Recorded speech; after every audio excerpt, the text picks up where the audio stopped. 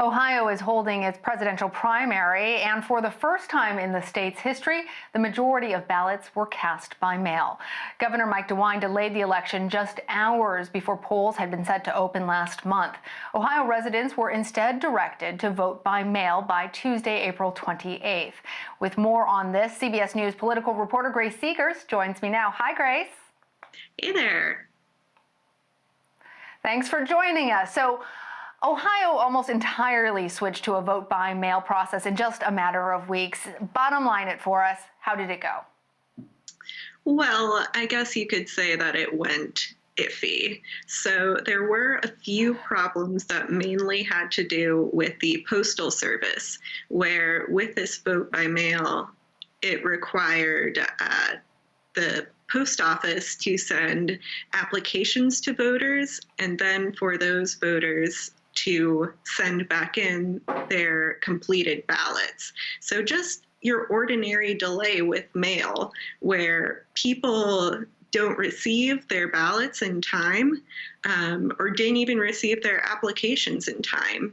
So in order for the ballots to be counted, they needed to be sent by yesterday and postmarked by today. But some people just simply didn't receive their ballots in time or weren't able to send it out in time.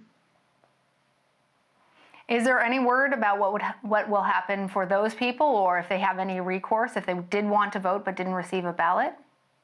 Right. So those people have the opportunity to vote in person.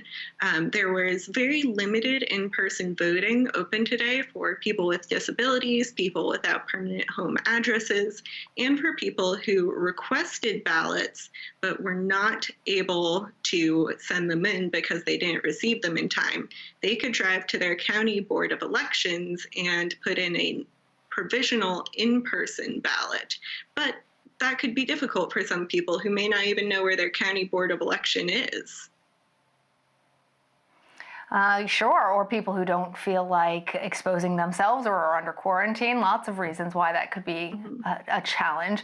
So, Grace, tell us then about turnout. Did Ohio's vote by mail process affect the number of people voting? It's hard to say because we're seeing a lot lower turnout so far than we have in previous years. The turnout so far is about half of what it was in 2016. But that also may be partially because the race is pretty much over. In Ohio, you mean? Yes, in Ohio. Sorry, I just want to clarify that. Right. In Ohio, the turnout is low. Yes, in Ohio, the turnout is lower. And it's because the race is pretty much over. Bernie Sanders has dropped out. Joe Biden is pretty much the only option left. And while Sanders is going to continue to collect delegates, there's not necessarily the same urgency that there is in other years, plus the additional fears about the coronavirus and the confusion over mail-in ballots just make it more difficult. Right. It looks like we know who's going to be running on the Republican side and who's going to be running on the Democratic side. So that certainly does decrease, I think, the propensity of people to vote in this primary election. So I'm wondering also, Grace, how Ohio's vote by mail system could potentially influence other states. Well, a lot of other states are looking into vote by mail simply because we're not sure how long this pandemic is going to last. I think a lot of states were hoping that things could be going back to normal by the summer. A lot of people were hoping that. But now we're seeing that maybe this is going to continue, perhaps even affecting the November election. So we're seeing a bunch of states that have either delayed their primaries or switched to vote by mail primaries. So they're looking to Ohio as an example of what could happen next. Plus, they're looking to Ohio as they are concerned about what could happen in November and how to fix the system before we get there. Certainly, I know a lot of people are thinking that that's the election that they're really concerned about, and I'm wondering, on that note, President Trump himself has expressed concerns about election fraud with a vote-by-mail system or a digital system or any of these other systems that are more innovative or move away from massive gatherings at polling places. What more can you tell us about whether or not this was a problem in Ohio?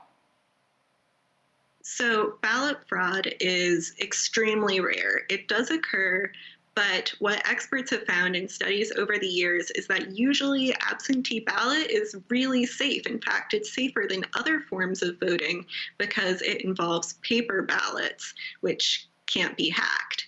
There are examples of what is known as ballot harvesting, which is when a third party collects ballots on behalf of a candidate, but that's really rare. And usually when it happens, it is caught. So generally, absentee voting should be safe in terms of election security.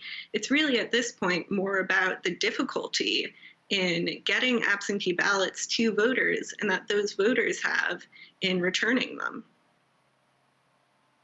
So many questions about these upcoming elections, and particularly that big one in November. Grace Segers, thank you for joining us. Thank you.